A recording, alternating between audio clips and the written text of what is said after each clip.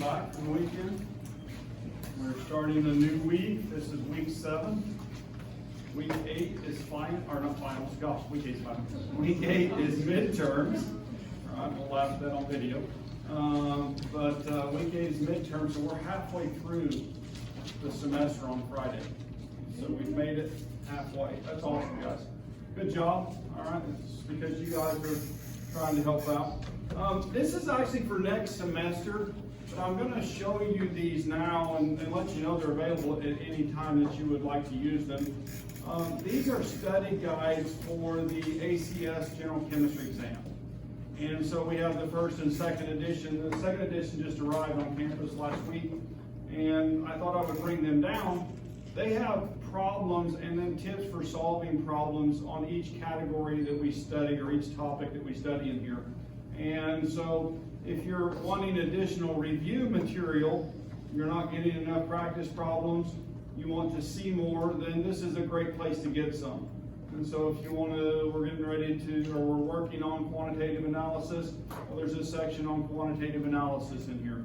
There's a section on net ionic reactions and so on. And so you guys can look at those specific areas and quiz yourself on those. All I ask is that you please don't write in these, okay? A number of students have not listened to that over the years, and when a question gets answered, then I just go through and circle all the answers, right? Then you can't tell which one's the correct answer. And so anyway, so they have survived many years, and some of them have actually been gifts from students, but we've got 3 of the first edition, and now we have 3 of the second edition. So if anybody's interested, you're more than welcome to use those. Other housekeeping items, test corrections are due Wednesday. We'll just make a pile in the front of the classroom if you need help with those. Remember, we've got study sessions upstairs that you're more than welcome to take advantage of. I see more and more people studying up there on a regular basis. You guys are welcome to do that. Don't forget, this week we have a lab, video, and quiz. If you haven't done that and you have lab tomorrow, be sure and get it done before lab. And I think that's all I've got. Anybody else have any housekeeping? Anybody else have any housekeeping? Then we'll move on to percent yield. This is where we stopped. Actually, we made it past this slide a couple slides, but I want to go back to this slide to remind you guys what we're calculating. Okay, so we're learning to do a number of calculations, quantitative calculations, and one of the calculations that we're learning to do is the percent yield. Okay, now to do a percent yield calculation, you need 2 things. You need an actual yield and you need a theoretical yield. We've been practicing theoretical yield for a week and a half or more, and seen the calculation even earlier than that. So we're going to look back at the theoretical yield calculation that we started with last time, and we actually completed this calculation where we have a rocket fuel called hydrazine, and it's produced by a reaction of chlorine that is reacting with sodium hydroxide and ammonium. What is the theoretical yield that can be produced from 1 kilogram of chlorine? Okay, so we did this calculation, and we did it by the map that we've been using. We started with a gram amount, right? Kilogram amount. Then we converted the kilograms to what? To moles. And so we would say grams of A to moles of A. And then moles of A to what? Moles of B. And in this case, chlorine was a reactant and the hydrazine is a product. So we have a mole ratio. Where do you get the mole ratio to convert from moles to A to moles of B? The balanced equation. And so the balanced equation is on the board. So we did that conversion. And then we took the moles of B and converted to grams of B. All right? When we're done with this and we have that grams of product, this is called a theoretical yield. Cool? Right? In theory, this is the maximum amount we can produce. Are reactions 100% efficient every time we do them? No. So we use a percent yield to tell someone who's reading about our reaction how much we actually made percent-wise, right? with respect to the theoretical yield. We take the actual yield and we then divide that by the theoretical yield, multiply it times 100%, we get a fraction. Now, I have a real world question. Would it be possible to get more than a 100% yield?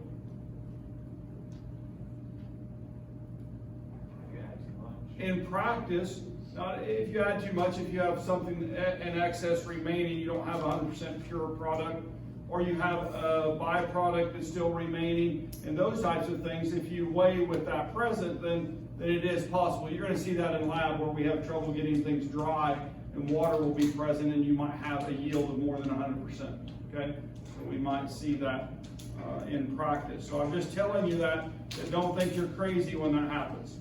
Okay, cool. All right. Now, so we have a theoretical yield. What was the theoretical yield again? What was the answer to that?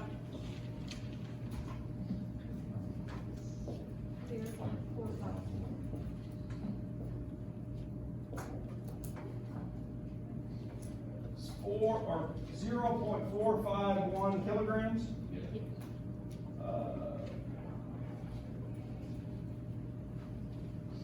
And so we have about a half a kilogram of the hydrazine. So the actual yield, this is the second part of the problem to get to where we can calculate that percent yield. So we need an actual, but they didn't give you it as just a number, did they? They gave you that you have 0.299 kilograms, but it's only 98% pure. It's where that language came before, right? Can we have something different than what's expected? And yes, sometimes that impurity can be very large. And so anyway, so 98% N2H4. How do I get that to pure N2H4? What do I need to do? Multiply 0.299 by 0.98. So pure N2H4 equals 0.299 kilograms times 0.98 or 98% divided by 100, right? And what is that value?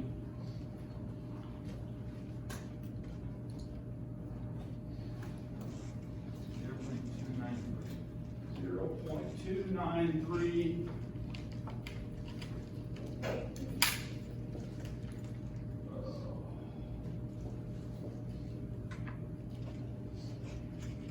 All right, so 0.293 kilograms of hydrazine, and now this is the also what we're going to call the actual yield, right? So calculate a percent yield from this. You have the numbers to do it, right? It's actual divided by theoretical times 100%. Actual divided by theoretical times 100%.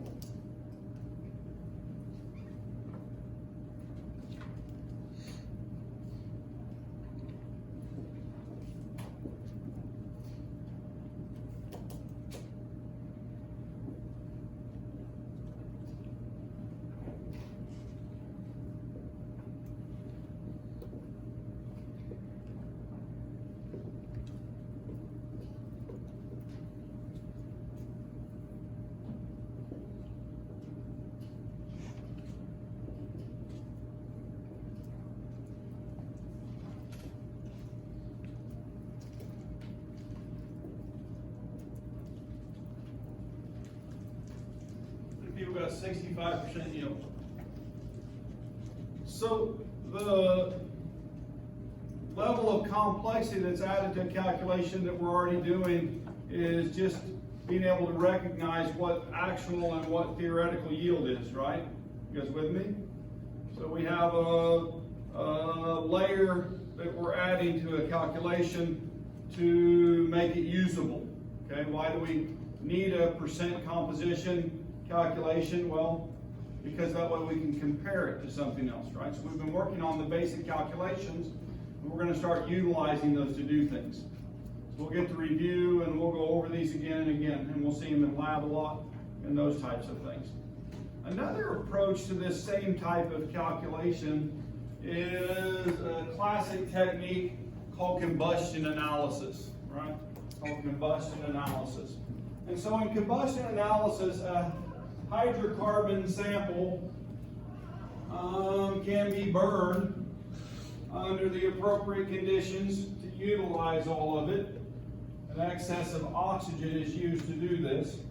Very high temperature furnace. And so we oxidize all of the product into carbon dioxide and water. Okay? And then we put 2 traps in, right? We put in 2 traps. One trap catches the water, okay? The other trap catches the carbon dioxide. So there's a mass change for the trap based on the amount of gas that's absorbed. You guys with me?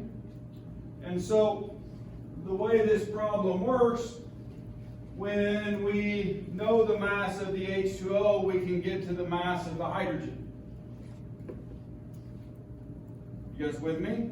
When we know the mass of the water, we can get to the mass of hydrogen that was on the compound. When we know the mass of CO2, what element can we find the mass of? Carbon. Okay? So any carbon in the CO2, the mass of that we can find the mass of carbon in our reaction. Now, if you have a heteroatom, in this case we have a heteroatom, and the problem we're going to look at is oxygen. Okay? Benzoic acid has oxygen in it. Now, if I have an excess of oxygen present when I'm burning the compound, can I use the oxygen from the CO2 and the H2O to find the total amount of oxygen? The answer is no. I got to get to it by another way, right? But you guys know about mass balance, right? If I know the total mass of the compound, right, which has carbon, hydrogen, and oxygen, those 3 elements, and I know the mass of the carbon, and I know the mass of the hydrogen, can I find the mass of the oxygen by mass balance? Right? I can, can't I? So in this, the question is asking, benzoic acid is known to contain carbon, hydrogen, and oxygen. We have a 6.49 milligram sample of benzoic acid. It's placed in the furnace. An excess of oxygen is used to burn the compound. The increase in mass was that of 16.4 milligrams of CO2 and 2.85 milligrams of H2O. What is the empirical formula for benzoic acid? Okay? We've done all the steps of this in different types of calculations. We're kind of putting it together into one, right, from beginning to end. Where would you start this?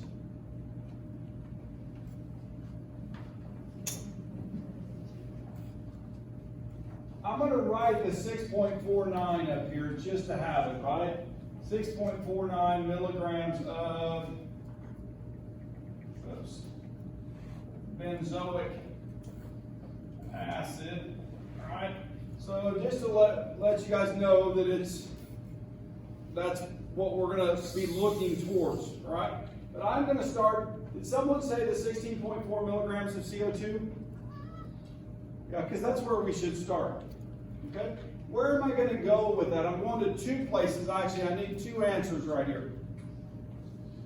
I need the moles of it, right? So if I know the moles of carbon, and I know the moles of hydrogen, and I know the moles of oxygen, right? Then can I find the mole ratio of the compound for benzoic acid? Because that's what we're looking for.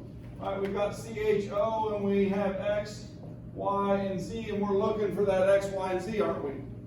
So I need the moles of carbon, I need the moles of hydrogen, and I need the moles of oxygen. To do that, I'm going to need the moles themselves, but I also need the masses so I can do the mass balance. Okay?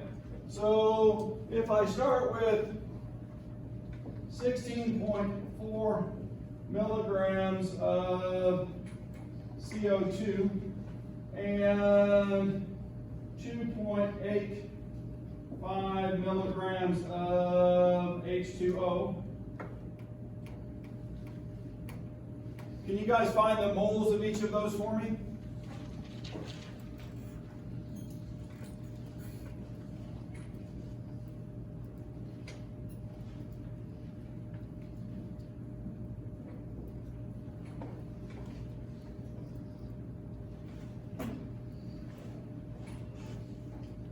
It's 32 plus 12.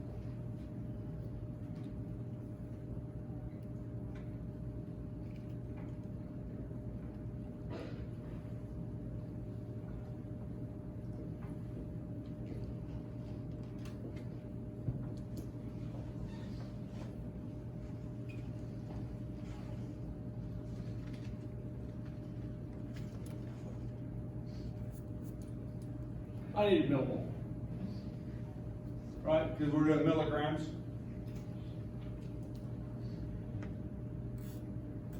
So you're going to do the same thing on the bottom one. What's the molecular weight for water?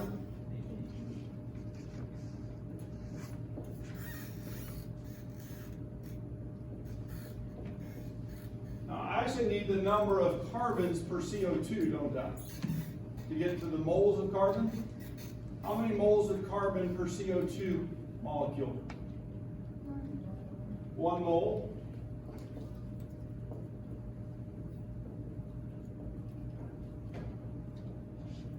And then doing this calculation at the same time, how many moles of hydrogen for every mole of water? 2 moles.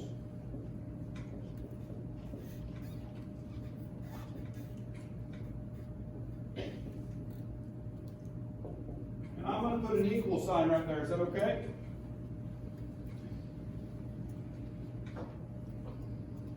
And then will you guys help me with those numbers?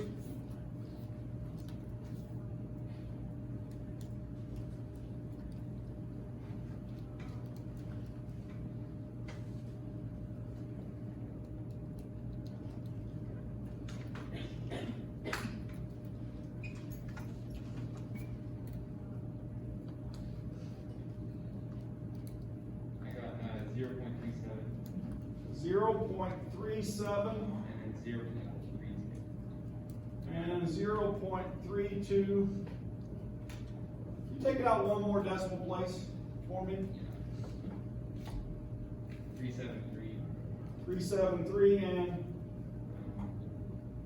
317. 317. I think that works better if we do that on that. Okay.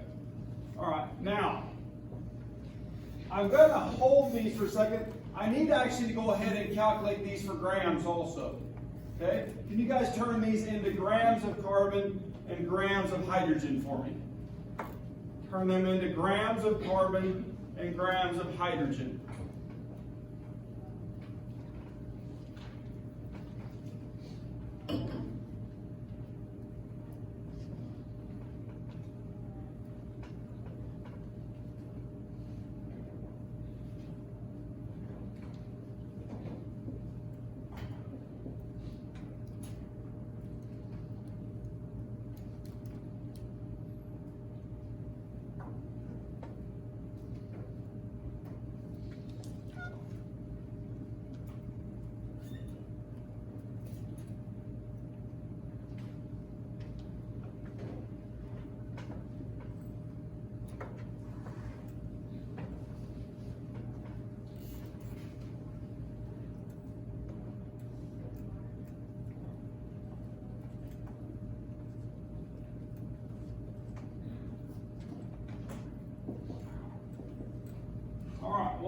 masses there.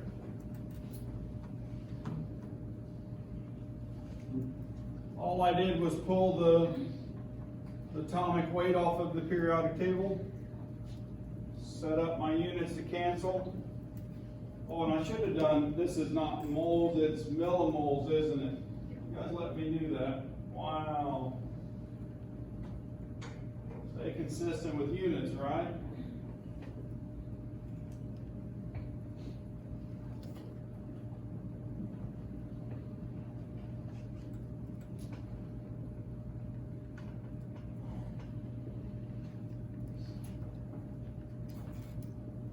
And what are they? So I'm gonna blame it on you guys because you didn't say milligrams, you just gave me the number, right?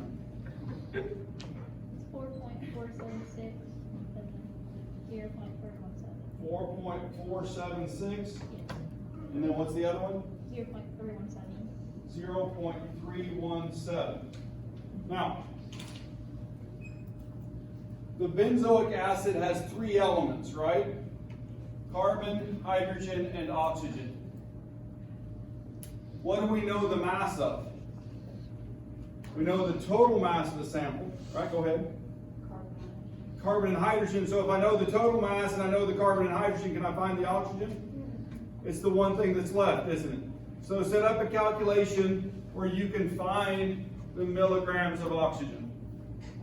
Set up a calculation to find the milligrams of oxygen.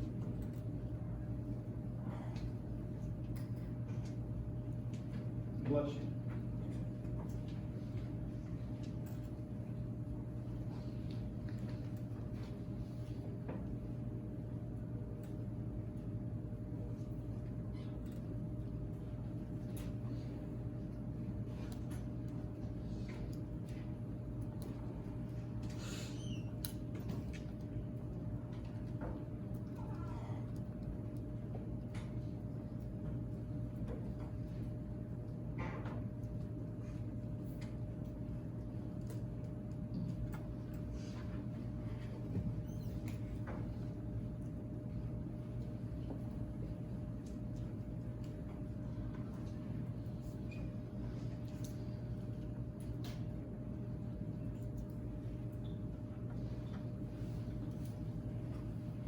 So all I did was set it up algebraically, where I have the carbon mass plus the hydrogen mass plus the oxygen mass yielding the total mass, and then solve for x. In other words, take 6.49 and subtract 4.76 plus 3.17 from it. Right? Yep, go It ahead. should be 0.317. 0, oh, my bad, 3.17. There's a translation error, wasn't there? I just missed it on the test, didn't I? Would I have actually missed it though? What would have happened? I would have had more oxygen than I had total mass of sample, and that wouldn't have worked with it. So I would have realized and gone back and found that. Yes. Because my answer wouldn't have made sense. All right. Anybody have that number? What is the mass of the oxygen?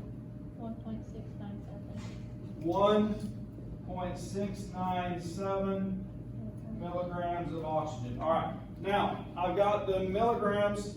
Oh, wait a minute. I've got the moles of C. I've got the moles of H. What do I now need the moles of?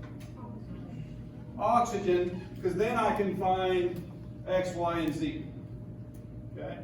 Then I can find X, Y, and Z.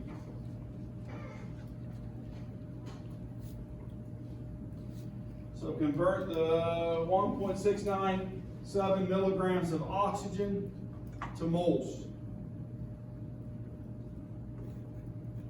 I want to actually say something out loud right now, and watch out for this, because this catches a lot of general chemistry students, right? When we use oxygen as a gas, it's O2 and it weighs 32 grams per mole.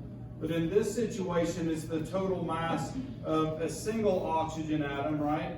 And so you're going to use 16, not 32. And that catches general chemistry. You have to know the context of whether that's 1 or 2 moles, all right? And it's based on what molecule or atom you're looking at. In this case, we're looking at a single oxygen. All right, does anybody have that converted into moles yet? 0.106.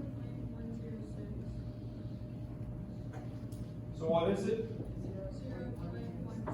0.106. 0.106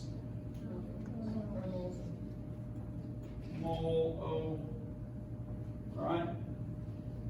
Maybe I should have put it up here. I'm going to put it up here where we can find it. But we don't need to graph anymore.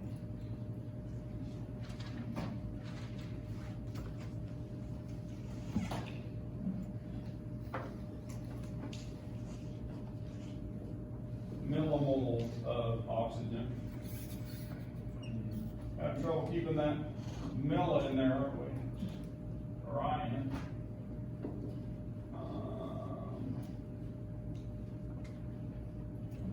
I'll let you guys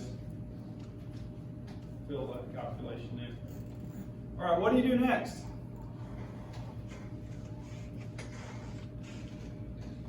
What do you do next? Whenever we wanted to find mole ratios, Divide by the smallest. we divide by the smallest. Yeah, we divide by the smallest. So,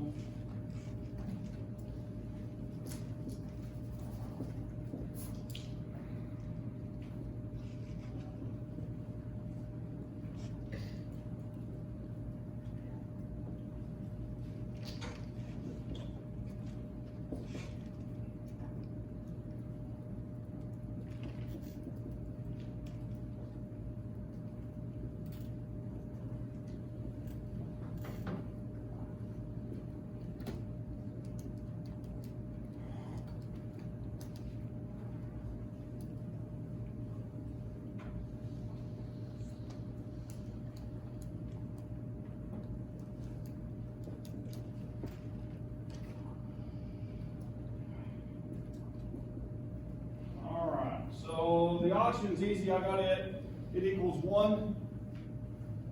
What does the carbon equal? 4.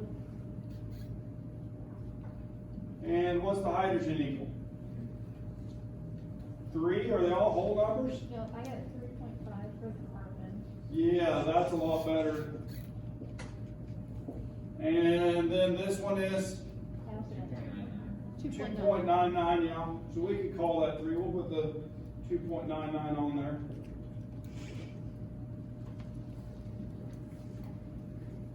So now, are those, can we have half of a mole? They'll have to multiply by 2. No, when it's halfway, guys, you want to, instead of rounding, you want to multiply, okay? And so if I multiply to get to the nearest whole number, what would I multiply this times? 2. So if I take 3.5 times 2, that equals 7. And if I take 2.99 times 2, that is 6. And if I do 2 times 1, what does that equal? 2. So that means that this equals x here, this equals y, and that equals z in my formula. So C7H6O2. Right? You guys agree with that? So if I draw the structure on the board, okay, I'm going to use shorthand. Is that okay?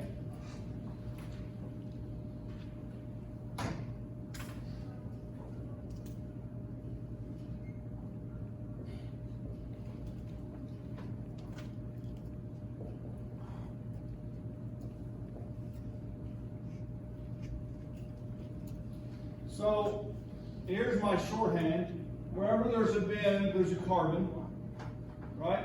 And how many carbons, and how many bonds does this carbon right here have? 1, 2, 3. How many bonds does carbon make? 4. So that means what else is here? A hydrogen. So that means at this corner there's another carbon, right? And that means there has to be hydrogen there because it has 1, 2, 3 bonds, right? So the fourth one is to the hydrogen. And what about here? Same thing. What about here? Same thing. What about here? Same thing. So now let's count 1, 2, 3, 4, 5. Wait a minute, what's right there? There's a carbon. Is there anything else attached to it? 1, 2, 3, 4. So it's got 4 bonds, right? And so let's start that again. 1, 2, 3, 4, 5, 6, 7. Is that the right number? Yep. And then let's do the hydrogens. 1, 2, 3, 4, 5, 6. Right? And 2 oxygens. Okay? That's the structure for benzoic acid. Right. So any good chemist who's done a class or two knows the name benzoic acid and could have drawn the structure and counted it without doing the experiment. But what does the experiment confirm? It confirms the structure, at least the masses from the proposed structure, right? You guys with me? So proportionally, we're proving that those two are connected based on the way we use our periodic table. And so if it's an unknown compound, can we get its at least empirical formula? Yeah, in the same fashion we can do that. Cool? Or what if we're trying to identify the compound and we need a couple different ways to verify that it's it, and we have a carbon-hydrogen analyzer? Can we use it that way? Answer's yeah. So, now the book does it a little bit differently than what I do. Okay?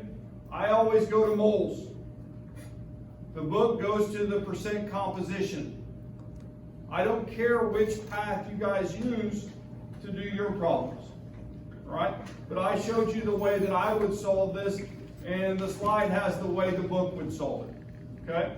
And so you'll notice that it finds that there's 68.9% carbon, and then there's 4.92% hydrogen, and then what's remaining from the 100%? Oxygen, right? So now you have the 3 amounts. Instead of going to milligrams and doing it in that fashion, we did it by percents. Once you have those percents, then you can divide by the atomic weight for each, and you can get the same ratio we found with moles, and then divide by the smallest, and when you get there, then you end up with 7, 6 to 2, just like we did. Okay, so just to show you that, be aware that there's more than one road to get there, isn't there? Okay, so still looking at the same thing, just a different route. All right. Chapter 4, there are additional problems on Campus Web. I'm going to show those to you. If you would like to open them and work on them. Oops, I don't know what I'm doing.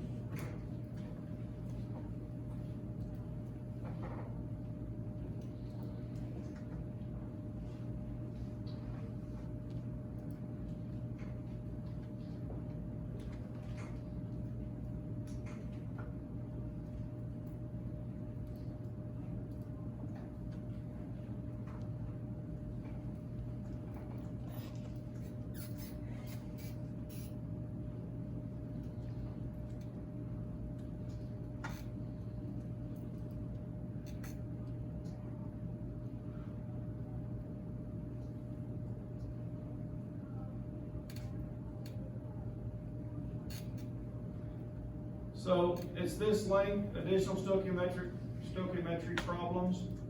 And so when you open that, it's actually a PowerPoint.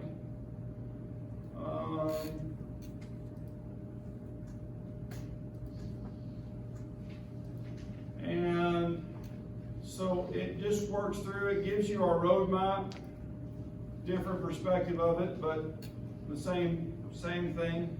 I like the color-coded one because it's easy to see, right? But this is the same thing. And then it just starts with an example. What is the mass of H2 in grams that will react with 3.3 moles of water or oxygen to produce water? Okay. So then it gives the balanced reaction, and it works you through the problem step by step. You can open this on your computer and sit there and look at the problem, do the step, and then check to see if you got it right. Does that make sense? And so you can walk through, it sets up the problems, and then it does one in grams, right? And so it takes the same problem where it does it in moles the first time, it repeats it, does it in grams, and then walks you through it, and then it does another one. And so you can just work through those problems for practice. I'll help you with any of those, but the solutions are there. And so it's just another opportunity for you to practice. I've given you examples of the different types of problems. And in my mind, you need to go home and beat on these a little bit, okay? They do take, once you get them, guys, then they're fairly straightforward, okay? Once you get it. Are they hard to get sometimes? Oh my gosh. And they're actually word problems. And then they're given in a foreign language, chemistry, right? No, seriously.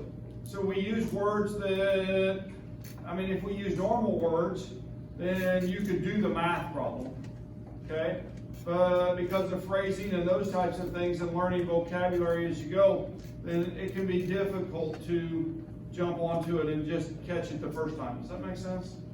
Seldom you get on a horse and to break it and you get it to rain the very first time you ride it. Had it happen in one time, probably broke 25 to 30 horses. And I had one horse that the day one, when I got on it, for sure by the end of the first week, he was already neck reining. Okay? He would heel respond, move his butt over, and everything else.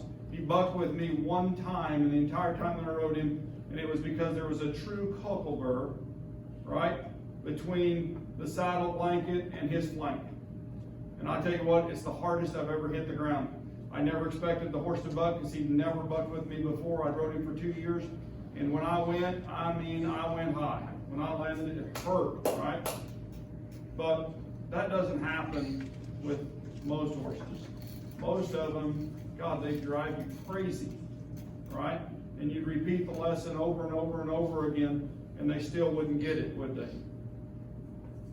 No. So the same thing going on here. There are some of you that are going to get it just like that. But most of us aren't that way. Most of us have to practice these. And if we don't practice them when we get to the show Dr. Garrison what you've learned on the test, then these become difficult. Okay? Especially if you haven't done very many of them. So I'm just encouraging right now, promoting that these really need to be practiced to get good at them. And when you start getting better at these, then other parts of chemistry open up too, right? It's kind of chemistry's a building thing, right? We're putting a foundation down, but if you'll notice, we did ions and those types of things, and we did mole ratios. Now we've come back and we're using those to do calculations, but we've had to review the ion part, or the understanding of how a molecule goes together to get that correct ratio of elements in it. And those things will continually come back, okay? So we put a piece of foundation down, then we come back and we put another layer in and we fill in some of the gaps that we missed on the first layer, okay? And if you'll hang with it, you'll be amazed at the amount of chemistry that you've learned by the end of the year. Little Dr. Garrison promotion, so sales to study. But anyway, so as you can see, there's a number of problems here that you can work through, and if you'd like to do that. All right. Any questions?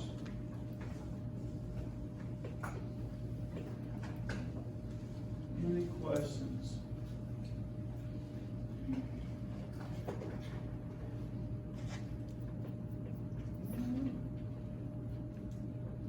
Chapter 5, chemical reactions. So here we are, we're back. We're going to visit reactions again. What was an exchange reaction? What was an exchange reaction? You guys remember that?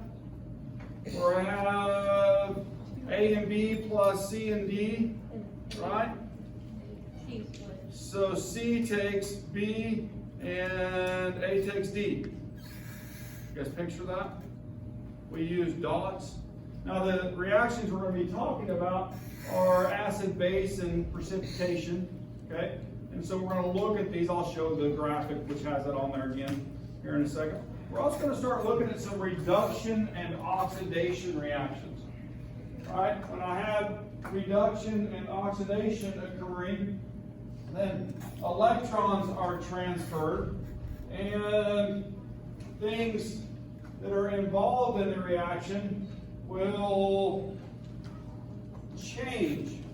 For example, when I have oxygen gas going to make CO2, right, then carbon is oxidized in that process. The oxygen is reduced, and we'll show examples of that.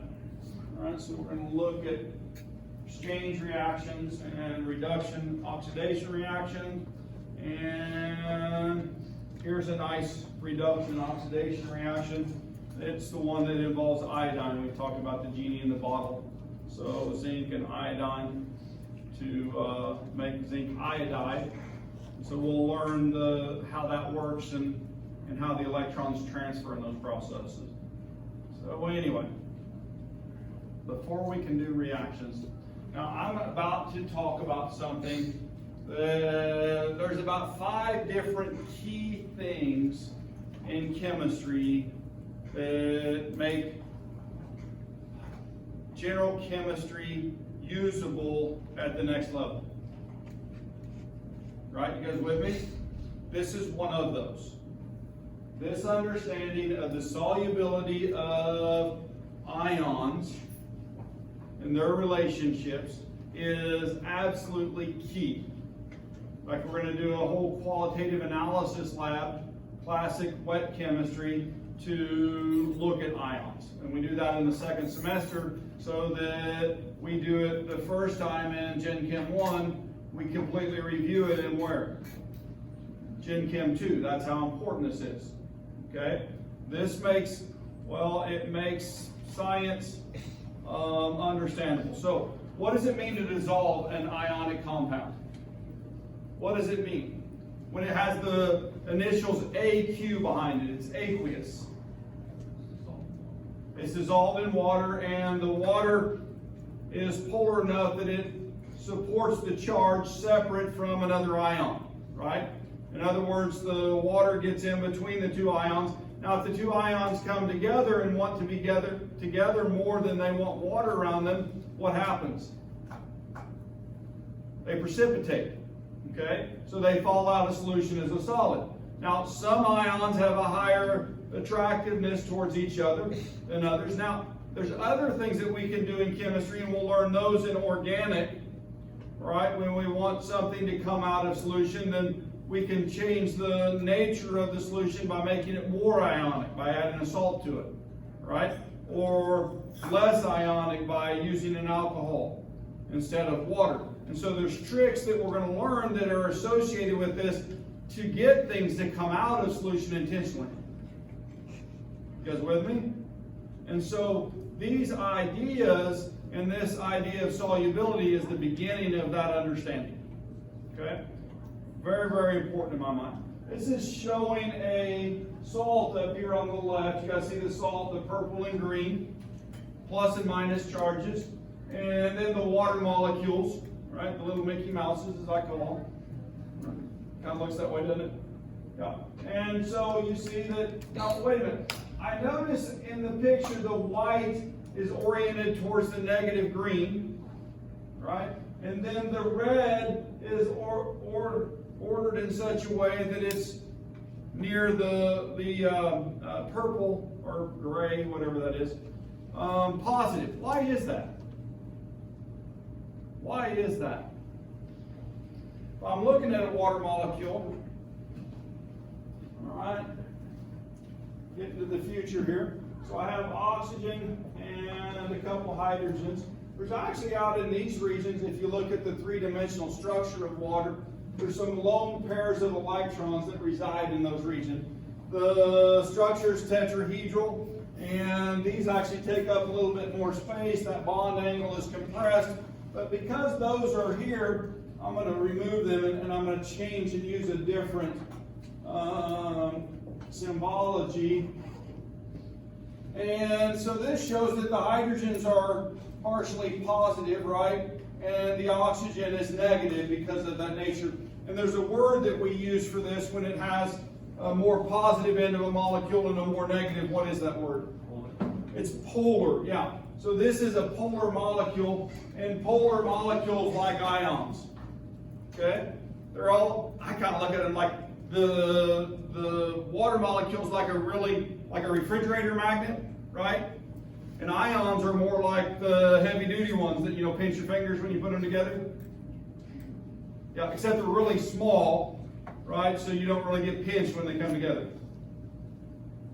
But that's the way I look at it. I kind of look at them like magnets. Now, there's another picture here on the right that's actually showing molecular compounds that dissolve. And so that molecular compound that dissolves, you'll notice that the left-hand side of that looks like what? It's got the black with 3 whites on one side and then the red and the white together. What's the red and the white part look like? Half of water, doesn't it? The other side is a methyl group, that's methanol, an alcohol, and it's polar enough that it dissolves in water also. So we can have our mixes in water, it's miscible in water. And so they will not form ions when they mix. But anyway, I'm going to move to this table, and I want to tell you this right now, that I would memorize this table. Okay? Now there's a strategy in memorizing it. There's some rules that apply the usually solubles. So learn all the usually solubles together. Okay? Now when it says usually soluble, well, alkali metals are always soluble. The salt of an alkali metal is always soluble. You guys with me? Not so with the earth alkaline metals. All right? So be aware of that. They're always soluble. And then there's some other things. Nitrates, all right? The chloride bromides are the halogens. We'll just throw the halogens into one group there, right? Halogens are soluble except for a few special cases. All right, the sulfates are mostly soluble. All chlorates are soluble. All perchlorates are soluble. All acetates are soluble. So they're always going to dissolve. Now I put that with nitrate, right? Now that's a group of 4. They're always. And then the ones with a few exceptions, the chlorides. Silver, mercury, and lead are the ones I'm going to want you to know for the halides. Okay? Silver, mercury, and lead. And then the sulfates, all right? Calcium, strontium, barium, and lead. All right? Oh, wait a minute, the earth alkaline metals. And what did I say about the earth alkaline metals? They're not all soluble, right? There's ones with this group that aren't going to be. Now, yes, there's another page that are usually unsoluble. Right? Phosphates, carbonates, hydroxides, oxalates, and sulfides are generally insoluble, except when they're with what? What's always soluble for cations? Alkali metals. So when any of these are with an alkali metal, they're soluble. Right? Well, this is going to help us figure out when this is going to happen and when it's not. Okay? And so we're going to start looking at reactions like barium chloride plus sodium sulfate gives sodium chloride and barium sulfate solid. And so we'll look at that. We'll break that down into a total ionic equation and then a net ionic equation. And we'll get to work on writing our appropriate ions. Okay, so we're going to review that. I'm done for today. Have a great day.